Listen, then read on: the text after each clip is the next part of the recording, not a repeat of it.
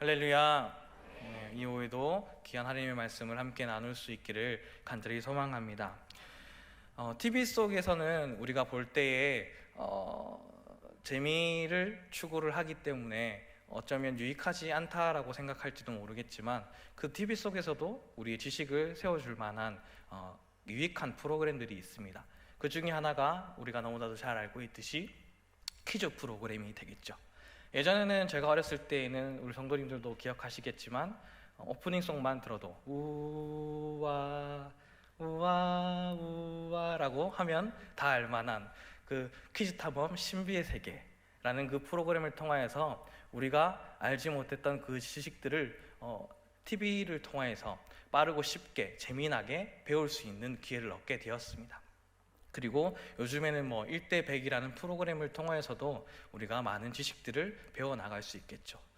그런데 또 한 가지 프로그램이 있었는데, 퀴즈와 그리고 예능을 함께 접목시켜서 한 옥탑방에 함께 모여서 그 10가지의 문제가 주어지게 되고, 그 10가지 문제를 다 풀게 되었을 때에 그 옥탑방을 탈출하게 되는 그러한 형태의 퀴즈 프로그램이 있었습니다. 그 퀴즈 프로그램에서 10가지 문제 중에 나왔던 문제 중에 하나가 바로 이거였습니다. 그 문제의 내용은 태정관 지령에 대해서 나왔습니다. 문제를 정확하게 이야기하자면, 독도의 진실을 밝혀줄 수 있는 140년 전 문서 태정관 지령이 어떤 내용인지 묻는 문제가 10가지 문제 중에 하나가 출제가 되었던 겁니다. 태정관 지령이라고 하면 1877년 3월 당시 때에 일본의 최고 국가기관인 태정관이 울릉도와 독도가 일본 땅이 아니다라는 것을 본인들이 확인한 공식적인 문서가 됩니다. 근대적 지적 편집 작업을 하던 일본 내무성이 질문을 가지게 됩니다. 울릉도와 독도가 우리나라로 지형을 만들어야 될까요? 라고 아까 얘기했던 이 태정강, 당시 최고의 국가기관이었던 태정강에게 질문을 던지게 됩니다. 그래서 그 여러 가지 과거의 외교 문서를 검토한 결과 독도와 울릉도는 우리 땅이 아니다라는 내용, 즉 지리한 울릉도와 독도는 봉방과 관계가 없음을 명심할 것이라는 내용을 설명하기 위한 첨부 문서까지 보내게 됨을 통하여서 이를 내무성에 보내게 됩니다. 바로 그 문서가 태정관 지령이라는 겁니다. 그러므로 태정관 지령은 사실관계에 대한 치밀한 검토 결과 당시에 일본 정부 스스로가 독도가 자신의 땅이 아니다라는 것을 증명할 수 있는 문서가 되는 것이겠죠. 그리고 우리가 너무나도 잘 알고 있다시피 이 독도가 우리의 땅이다라고 얘기할 수 있는 그 근거를 알고 있습니다. 하나는 어떠합니까? 지리적인 근거를 먼저 우리는 들 수 있을 겁니다. 우리나라에서 가장 독도와 가까운 곳은 울릉도입니다. 이 울릉도와 독도 간의 거리는 87.4km가 될 것이고, 그리고 일본의 오키 섬이라고 있는데 이 섬은 독도와 157.5km로 떨어져서 지리적으로 가장 가까운 것은 우리나라에 해당되는 것이죠. 그리고 또 역사적인 근거도 분명합니다. 신라시대의 울릉도와 독도는 우상국으로 형성을 이루었습니다. 그런데 이 우상국이 신라 지증왕 13년 때에 신라에 귀환하게 됩니다. 그리고 그 귀환하고 난 다음에 우리나라로 계속해서 우리나라라는 명칭을 가질 수 있게 되었던 거죠. 그리고 반대로 일본이란 나라는 일본의 영토라고 기록한 독도가 일본의 영토라고 기록한 문서가 하나도 없다라는 것이 역사적인 근거로 우리는 들 수 있을 겁니다. 그리고 국제법상으로도 근거를 우리는 들 수 있습니다. 1946년에 연합기관인 연합국 최고사령부는 독도의 영유권에 대해 한국의 영토라고 판정하게 됩니다. 그리고 우리가 해방했던 1948년 8월 15일에는 우리나라 땅임을 통치를 하게 되므로 인수를 하게 되고, 또한 그해 12월 12일에는 국제연합으로부터 그 땅의 영토에 대해서 통치권을 인정받게 됩니다. 그러함으로 독도는 우리 땅이라고 증명할 수 있는 근거가 분명한 것이죠. 이처럼 독도가 우리 땅이다라는 증거로 태정관 지령을 말하고, 그리고 그 외에 지리적, 역사적, 국제법으로 증거할 수 있는 증거들이 있는 것처럼, 증거라는 단어는 어떤 사실을 증명할 수 있는 근거라고 정의 내릴 수 있는 겁니다. 재판이 이루어질 경우에 억울한 일을 당하지 않기 위해 그 사람의 주장하고 있는 그 주장을 뒷받침할 수 있는 사실을 내어놓는 것, 그것이 증거이고 그 증거를 통해 재판을 이어나갈 수 있게 되는 것이죠. 사실 독도가 우리 땅이기 때문에 우리는 증명해야 하나라는 생각을 가질 수 있겠지만, 증거가 없으면 우리가 가진 증거로 우리 땅이다 하겠다라고 얘기를 한다면 우리는 얘기할 수 없지 않겠습니까? 그러하기에 우리는 우리가 가지고 있는 사실적인 근거로 설명할 수 있어야 된다는 거죠. 그러나 이러한 사실을 증명함에도 불구하고 오늘날에는 그 사실을 인정하지 아니하고 계속해서 우기고 있는 상황이 있어서 그 사실을 우리는 계속해서 이야기가 이어져 나올 수밖에 없는 상황에 있는 것이죠. 그리고 우리는 독도의 문제뿐만 아니라 우리가 살아가고 있는 현실의 세계 속에서도 나의 증명할 길, 내가 옳은 길고 내가 잘못하지 않았다라고 증명하기 위해서 여러 사실을 얘기하고, 사람들에게도 나는 안 그랬어 라고 아무리 얘기해도 나의 이야기를 들어주지 않는 그러한 현실 속에서 우리는 살아가고 있지 않습니까? 그러한 삶을 살아갈 때에 복음을 증거하는 삶 또한 마찬가지일 것입니다. 얼마나 답답하시겠습니까? 답답하셨죠? 복음을 증거하실 때에. 하나님은 천지를 창조하신 분이십니다. 우리는 죄로 인해 죽을 수밖에 없는 존재였지만, 그러나 예수를 믿고 구원을 받아 천국을 갈 수 있는 것이죠. 그러니 예수 믿고 천국 갑시다, 참 길이요 진리는 예수님 뿐입니다 라고 증거할 때마다 우리는 이 사실을 너무나도 잘 알고 있지만, 사람들에게 증거할 때에 돌아오는 것은 어떠했습니까? 그 사실이 사실임에도 불구하고 그것은 아니야, 그것을 믿지 않아 라고 우리에게 핀잔로 돌아오기 일쑤지 않으셨습니까? 그러하니 우리는 사실임에도 불구하고 복음을 증거하는 일이 우리 삶 가운데 참 답답한 일이 될 수 있는 것입니다. 예수님께서는 누가 뭐라고 그래도 참 신이시고 또한 동시에 참 인간이십니다. 하나님과 동등된 삼위일체 중 한 분이시며 태초부터 그들과 함께 계셨을 뿐만 아니라 육신이 되어 이 땅 가운데 삶을 살아가셨던 분이시며, 또한 동시에 하나님 아버지의 뜻에 겸손히 순종했던 분이 바로 우리가 믿는 예수 그리스도이십니다. 그럼에도 불구하고 예수님은 오늘 본문 말씀에 놓여 있는 이 상황이 우리가 앞서 얘기했던 그 답답한 상황에 놓여져 있는 것입니다. 그래서 예수님은 지난 수요일 말씀을 나눴던 것과 같이 19절로 30절에서 하나님이 안식일에 일하시니 자신의 일하는 것이다, 사람을 죽음에서 생명으로 옮기는 일을 통해 자기 백성에게 죄로부터의 구속을 통해 안식을 주신 계획을 하셨고, 그리고 그 계획을 성취하기 위해 하나님께 보냄을 받은 사람이 바로 예수 자신이다라는 것을 스스로 변호하셨습니다. 그리고 나는 하나님과 동등된 자다라고 말씀하셨던 겁니다. 그리고 구약의 율법이나 유대인의 법정에서 어떤 증거와 효력을 얻으려면 증인 두세 사명이 필요했었던 신명기 19장 15절에서 나오듯이 사람의 모든 악에 관하여 또한 모든 죄에 관하여서는 한 증인으로만 할 것이 아니요 두 증인의 입으로나 또는 세 증인의 입으로 그 사건을 확정할 것이며 라는 그 말씀의 근거, 그리고 그 당시의 법을 무시하시지 않으시며 오늘 본문 내용을 통해 하나님에게서 온 증명한 것들을 그들에게 보이시고 논쟁의 맥락에 맞게 차근차근 설명해 주는 것을 오늘의 본문을 통하여 우리는 알 수 있게 됩니다.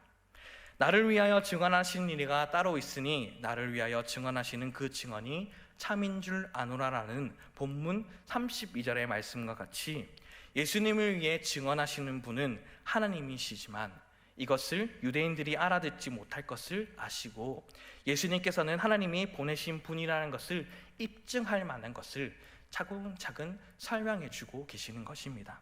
그 첫 번째 증거로 세례 요한을 증거하셨습니다. 이 세례 요한은 우리가 잘 알다시피 유대인들에게 엄청난 존경과 기대를 한 몸에 받았던 사람인 것을 우리는 잘 알고 있습니다. 유대인들이 처음에는 메시아를 세례 요한으로 착각할 정도이니 말입니다. 타락한 성전을 떠나서 광야에서 고독한 세월을 보내게 되고, 그리고 죽음을 두려워하지 아니하고 지도자층에게 죄를 회개하고 오실 그 다가올 하나님을 기다리며 회개하라라고 얘기했던 그 모습, 가식과 위선과 허위를 드러내고 온 이스라엘을 향해 회개를 촉구했던 그 인물을 말입니다. 그렇게 당시에 큰 영향력을 가진 세례 요한을 첫 번째 증거로 들으시면서 주의 길을 곱게 하라고 광야에서 외치는 사례의 소리라고, 메시아의 신발끈을 품기에도 자기는 부족하다라고 말했던 그 사람을 첫 번째 증인으로 말씀하셨습니다. 그렇게 하신 이유는 오늘 본문 34절 말씀에 있습니다. 우리 34절의 말씀을 함께 읽도록 하겠습니다. 그러나 나는 사람에게서 증언을 취하지 아니하노라. 다만 이 말을 하는 것은 너희로 구원을 받게 하려 함이니라. 아멘. 예수님께서 세례 요한을 증거로 첫 번째로 거론하셨던 그 이유는 바로 유대인들이 구원을 받기 위해서입니다.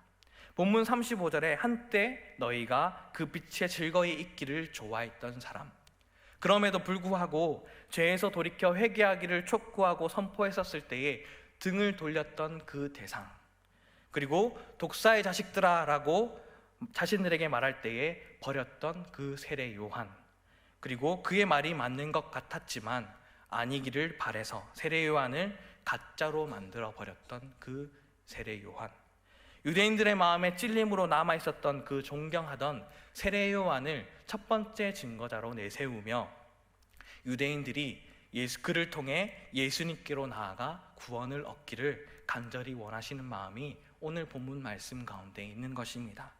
죽음 이후에도 예수님의 제자들이 활동하는 그 모습을 통해 세례 요한이 다시금 돌아와 그들 속에서 활동한다라고 표현했던 것 같이, 영향력 있는 사람이 35절의 비유처럼 켜서 비추이는 등불로 비추었던, 자신들 눈앞에 있었던 메시아 예수를 바로 온전히 볼 수 있기를 예수님께서는 간절히 원하셨던 겁니다. 우리의 삶도 바로 이 첫 번째 증거로 내세웠던 세례 요한과 같은 삶을 살아갈 수 있기를 간절히 소망합니다. 빛이 밝혀짐으로 말미암아 드러나는 더러움과 악함들을 우리는 부정하지 않기를 간절히 소망합니다. 우리는 그 드러나는 부정함과 죄성들을 주님 앞에 온전히 회개함을 통하여 우리 가운데 빛으로 다가오시는 예수님을 온전히 믿음으로 받아들일 수 있기를 간절히 소망합니다. 그러므로 우리가 비추어야 될 대상, 세례 요한이 증거했던, 비추었던 그 예수님을 삶의 자리에서 증거하며 살아갈 수 있기를 간절히 소망합니다. 계속해서 세례 요한이 보여줬던, 임술로 했던 그 증거, 삶으로 전해졌던 그 다른 증거 말고 또 다른 증거를 보여주십니다. 그 증거는 예수님이 하셨던 일입니다. 36절에 나왔던 하나님의 아들의 능력을 보여주셨던 그 일 말입니다. 당시 사람으로는 할 수 없지만 하나님의 능력으로는 할 수 있는 놀라운 일들이 예수님을 통해서 분명하게 일어나고 있었던 현실이었습니다. 그것을 물론 유대인들도 알고 있었습니다. 우리가 계속해서 읽고 나누고 있던 요한복음에서는 그것을 표적이라고 표현하고 있는 것이죠. 요한복음에는 나는 누구이다 라고 표현하는 예수님의 표현과 또 다르게 7가지의 표적이 또 등장합니다. 물을 포도주로 변화시킨 표적, 그리고 왕의 신하의 아들을 살리신 표적, 38년 된 병자를 고치신 표적, 5,000명을 먹이시고 무리를 걸으셨던 표적, 그리고 날 때부터 소경된 자를 고치셨던 표적, 죽었던 나사로를 살리셨던 표적, 그리고 십자가와 부활의 표적이 바로 7가지의 표적이 됩니다. 이를 통해 알 수 있는 것은 무엇이겠습니까? 바로 예수님이 하나님이시다라는 겁니다.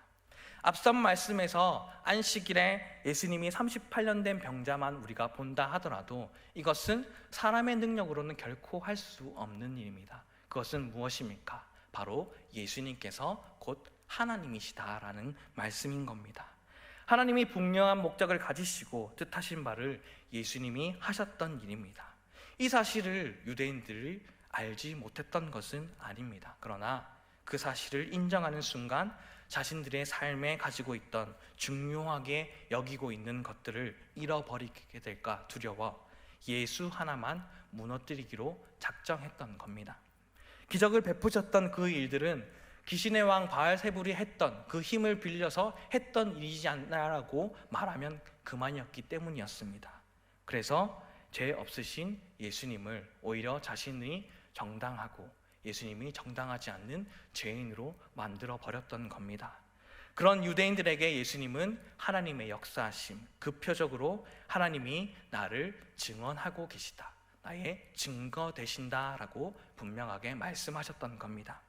그럼에도 불구하고 유대인들은 친히 눈앞에 있었던 메시아 예수를 거부하였습니다. 그런 유대인들에게 바로 예수님께서는 세 번째 증거를 말씀하셨습니다. 그 세 번째 증거는 바로 하나님 아버지입니다. 하나님 아버지께서는 37절과 38절에 나오듯이 이미 증거하셨다라고 말씀하십니다. 예수님이 없으셨다라고 한다면 우리도 또한 하나님을 바르게 알지 못했을 겁니다.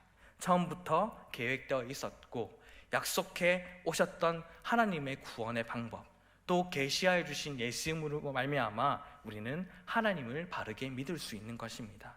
그래서 우리는 하나님의 은혜로 영적인 눈을 우리 가운데 허락해 주셨고 주의 말씀을 내 마음속에 들 수 있게 하여 주셔서 우리로 말씀이 들리는 은혜의 자리 가운데에 오늘도 세워주시는 것입니다. 이는 우리 가운데에 예수 그리스도로 인해, 예수 그리스도를 통해 예수 그리스도를 믿는 믿음이 우리 안에 주어졌기 때문입니다. 하지만 유대인들은 하나님께서 보여주셨음에도 불구하고 보지 못했습니다. 들려주셨음에도 불구하고 듣지 못했습니다. 그리고 말씀을 주셨음에도 불구하고 그들 마음 가운데에 참 말씀을 가지지 못했던 겁니다. 즉 오늘 38절의 말씀과 같이 그가 보내신 이를 믿지 아니함처럼 예수가 그들 안에 없는 상태에 있음을 분명하게 말씀하셨던 겁니다. 내가 곧 길이요 진리요 생명이라고 말씀하셨던 예수님 안에 모든 것이 분명히 있음에도 불구하고 예수를 거부함으로 말미암아 하나님을 부인함으로 아무것도 없는 그러한 속마음을 가지게 되었던 겁니다. 그리고 곧바로 네 번째 증거로 성경에 대해서 증거로 말씀하셨습니다. 유대인들은 구약 성경에 대해 영생의 길이 있다고 생각해 최선을 다해 열심히 성경을 연구했던 자들입니다. 그래서 네 번째 증거로 성경을 말씀하신 예수님의 말씀대로라고 한다면 분명히 유대인들은 그 성경 안에서 영생을 찾을 수 있었습니다. 그리고 찾았어야만 했습니다. 하지만 어떠했습니까? 그들은 그것을 찾지 못했습니다. 왜냐하면 이 성경 자체가 하나님과 예수님이 행하셨던 일들, 그리고 그 모든 것이 예수 그리스도를 나타내고 있었음에도 불구하고 그들 가운데 영생의 길인 예수가 바로 눈앞에 있었음에도 불구하고 믿지 못했기 때문입니다. 그것은 유대인들이 율법을 사랑했고 성경 연구도 사랑했으나 정작 하나님을 사랑하지 못했기 때문입니다. 오늘 본문 42절의 말씀과 같이 다만 하나님을 사랑하는 것이 너희 속에 없음을 알았노라 라는 것이 바로 그것입니다. 그럼 무엇을 사랑했겠습니까? 자기들을 위한 것을 사랑했습니다. 예수님조차도 41절 본문 말씀 가운데 나오듯이 나는 사람에게서 영광을 취하지 아니하노라 라고 분명하게 말씀하셨던 것처럼 사람에게서 자기의 영광을 찾지 않으셨습니다. 오직 하나님으로부터 오는 그 영광을 취하여 하나님을 위한 삶을 사셨던 분이 바로 예수님입니다. 하물며 우리는 어떠합니까? 예수님조차도 그러한 삶을 살았다고 한다면 우리는 사람들 속에서 내가 원하고 사람들 속에서 원하는 그 영광 속에서 찾는 것이 아닌 오직 하나님을 통해서 오는 그 영광을 바라보아야만 하지 않겠습니까? 하지만 유대인들 속에 하나님을 사랑하는 마음이 없었으면 하나님 외에 곧 다른 곳에 시선이 가 있었다라는 것입니다. 하나님 외에 다른 것을 즐거워하고 좋아했던 삶은 어떠합니까? 우리는 날마다 하나님의 말씀에 나를 비추어 주어진 삶 가운데에 어떠한 삶을 살아가야 되는지 날마다 말씀을 묵상하며 그 묵상함으로 날마다 영양분을 삼아 살아가야 되는 존재들입니다. 하지만 주어진 말씀으로 말미암아 자신들이 원하는 말씀으로 자신들의 이익으로 말씀을 생각하며 살았기 때문에 그들이 연구하고 그들이 사랑했던 그 율법 속에서는 영생의 길을 곧 찾을 수 없었던 겁니다. 심지어 그들이 너무나도 좋아했던 모세조차도 단지 그들을 위한 위대한 혈통적인 모세로 민족적으로 자신들과 관련이 있다는 사실만으로 자신들은 안전하게 생각했던 겁니다. 하나님의 선민들을 위해 모세가 우리를 위해 기도하고 있다라고 있는 삐뚤어진 신앙으로 말입니다. 모세의 율법을 누구나도 열심히 읽고 연구하는 그들이었지만 결국 모세도 그들이 원하는 모세, 그들만을 위한 모세를 만들어 갔던 겁니다. 그렇게 예수님은 하나님께 유대인들의 구원을 보증해주는 보증인으로 생각하는 그 모세가 오늘 본문 말씀 45절의 말씀과 같이 도리어 유대인들을 고발하는 자가 된다라고 말씀하셨던 겁니다. 사랑하는 전화교회 성도 여러분, 오늘 우리에게 주신 이 말씀 앞에 우리는 비추어 바로 설 수 있기를 간절히 소망합니다. 우리는 예수님을 사랑하며 하나님을 사랑하는 자들입니다. 우리가 오늘도 우리를 향한 예수님의 사랑을 느끼고 또 주님께서 나를 사랑하듯 나도 예수님을 분명 사랑하고 있다라고 한다면 우리는 확실한 나의 구주 되신 예수님을 삶 가운데의 믿음으로 증거하며 살아갈 수 있기를 간절히 소망합니다. 오늘 본문을 통하여 예수님께서는 4가지의 증거를 분명하게 들어주셨습니다. 하지만 또 다른 증거도 분명하게 존재합니다. 그것은 예수님께서 그 이후에 죽으시고 부활하셨다는 사실과 그리고 그 이후에 성령으로 우리와 지금까지 함께 하신다는 그 사실 말입니다. 부활과 성령의 사역은 그 당시 예수님께서 죽으시고 부활하셨던 신약의 시대만 존재했던 것은 아닙니다. 오늘날까지 교회와 세상의 가운데에 살아 증거하는 또 다른 증거가 되는 줄로 믿습니다. 많은 핍박과 엄청난 고통 속에서도 이 복음, 증거된 예수 그리스도 자체는 사라지지 아니하고 오늘날 진리로 살아 숨쉬고 있는 것입니다. 그리고 놀라운 하나님의 사랑 그 자체이신 예수님을 사랑하고 믿고 있는 우리가 또 다른 증인이며 증거인 줄로 믿습니다. 세상의 그 어떤 것도 가진 자나 가지지 못한 자, 남자나 여자나 힘 있는 자나 없는 자나 그 어떤 것도 공평하게 나눌 수 없지만 오직 예수 그리스도만은 그것을 온전하고 평등하게 공평하게 사랑으로 품어주신 것을 우리는 믿음으로 나아갈 수 있기를 간절히 소망합니다. 그러하기에 오직 예수 그리스도가 참 진리이며 참 생명이 되시는 것입니다. 오늘도 주님을 사랑하는 기쁨을 말씀을 통하여 빼앗기지 않는 사랑하는 주님의 자녀들이 되기를 간절히 소망합니다. 그리고 어두운 가운데에 예수 없어 죽어가는 사람들에게 참 증거, 참 증인으로 살아있는 예수 그리스도를 날마다 증거하며 살아갈 수 있기를 간절히 소망합니다. 다 함께 기도하겠습니다.